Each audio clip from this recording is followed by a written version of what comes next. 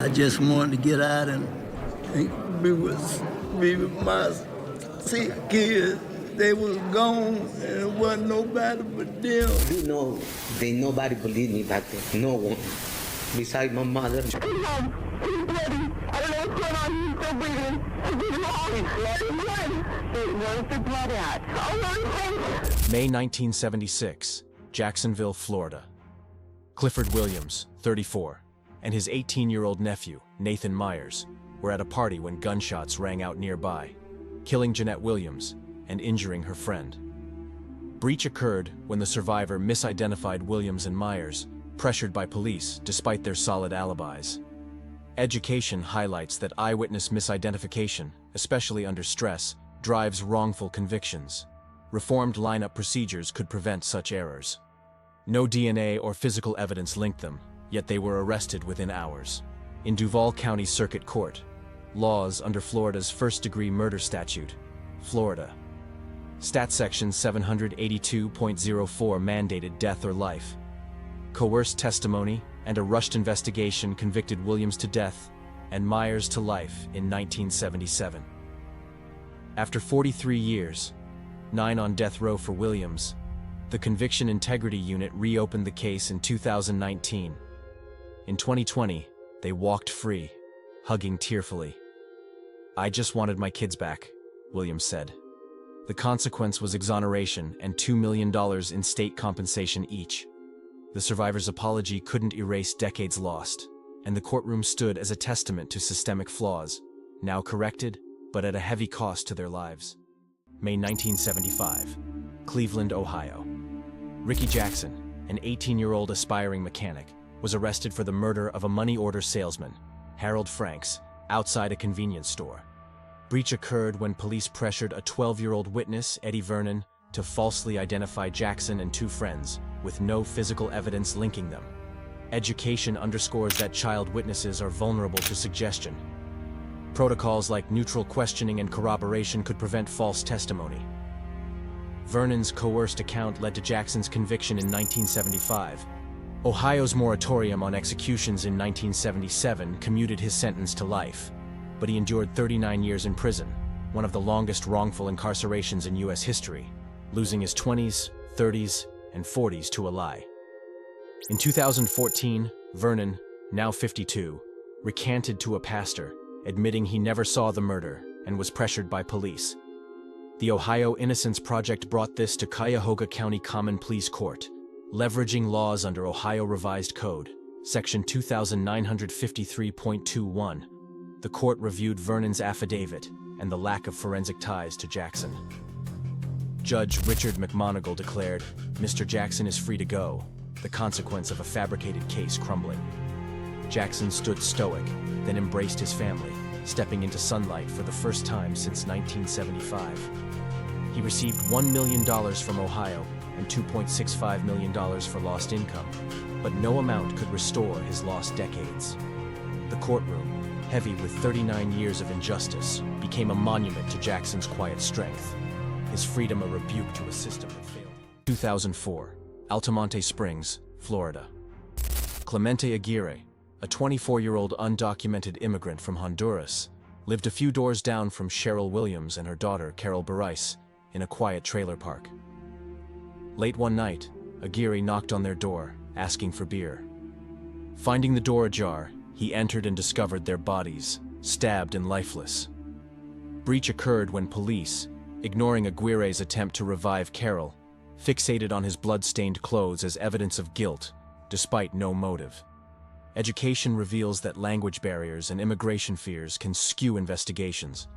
Terrified of deportation, Aguirre fled without calling 911, sealing his fate as the prime suspect. In Seminole County Circuit Court, laws under Florida's first-degree murder statute, Florida. Stat Section 782.04 mandated death or life for double murder. Flawed DNA analysis and a neighbor's shaky testimony convicted Aguirre in 2006, sentencing him to death. He spent 14 years behind bars, 11 on death row, maintaining, "Nobody believed me except my mother." Florida.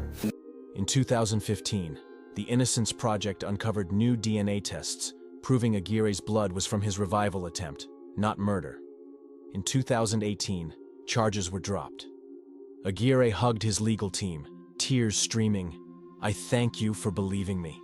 The consequence was exoneration, but Florida contested his $720,000 compensation claim, leaving his immigration status unresolved.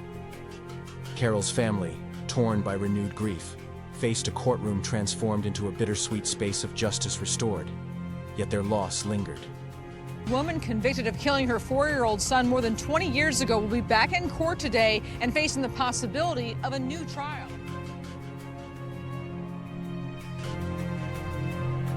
Absolutely nothing to do with the brutal murder of my son, Christopher. December 1989, Phoenix, Arizona. Deborah Milk, a 25-year-old single mother, took her 4-year-old son, Christopher, to a mall for a holiday outing. He vanished, later found shot 3 times in the desert. Breach came when Detective Armando Saldat Jr. coerced an unrecorded confession from Milka, claiming she orchestrated the murder with 2 acquaintances. Education stresses that unrecorded interrogations breed false confessions. Mandatory recording laws protect the innocent. Milk denied confessing, her alibis ignored, but Saldat's testimony convicted her. In Maricopa County Superior Court, laws under Arizona's first-degree murder statute, ARS Section 131105, mandated death for orchestrating murder. With no physical evidence, Saldat's word was enough to sentence Milka to death in 1990. She spent 22 years on death row, her cries of innocence unheard. "I had nothing to do with my son's murder." In 2013, the Ninth Circuit overturned her conviction, exposing Saldat's history of perjury and rights violations. Free, Milka addressed the court. "Losing a child to murder is devastating. Being falsely accused is a tragedy. The consequence was exoneration, but no compensation was awarded. Her grief for Christopher eternal." The courtroom, packed with supporters, became a symbol of flawed justice undone, yet the pain of her lost years remained. Not guilty of...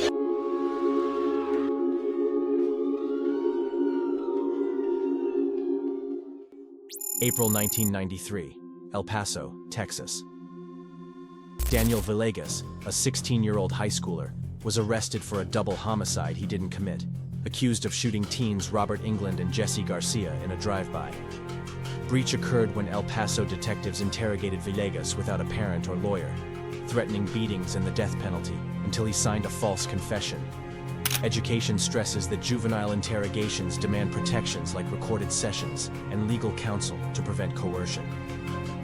Texas's lax protocols in the 1990s failed Villegas.